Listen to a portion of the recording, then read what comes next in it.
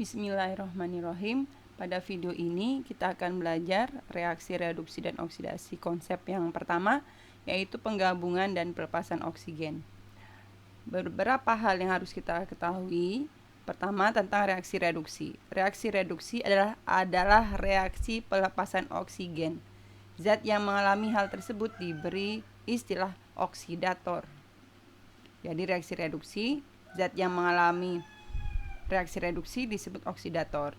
Alasannya karena oksidator yang ia lepas menyebabkan zat lain mengalami oksidasi. Nah, zat yang telah melepaskan oksigen tersebut diberi nama hasil reduksi.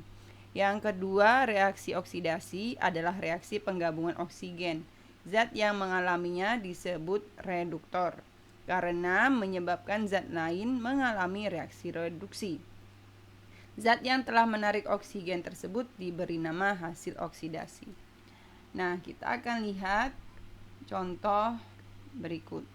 Kita memiliki persamaan reaksi CuO, ini namanya tembaga 2 oksida, bereaksi dengan G ini gas hidrogen, kalau S ini padatan, menghasilkan padatan tembaga dan gas air atau uap air ya. Kalau kita baca, padatan tembaga 2 oksida bereaksi dengan gas hidrogen menghasilkan padatan tembaga dan gas atau uap air.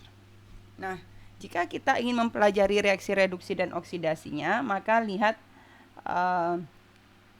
zatnya. Jadi kita hanya melibatkan, kebetulan di sini hanya 3. Jadi untuk konsep pertama ini biasanya zat yang terlibat hanya 2 atau 3, jadi maksimalnya 3, di mana salah satunya adalah oksigen.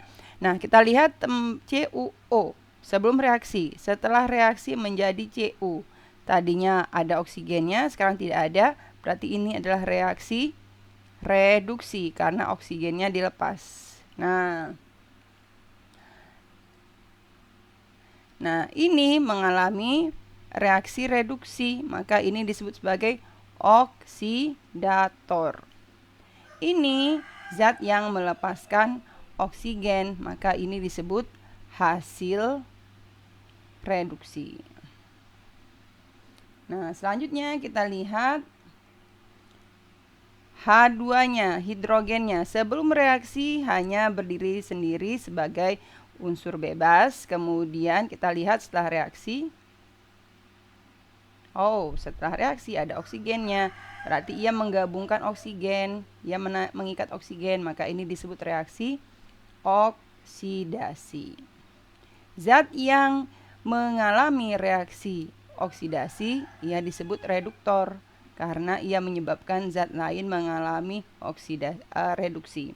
Sementara zat yang mengalaminya atau zat yang setelah mengikat oksigen, ini disebut hasil oksidasi.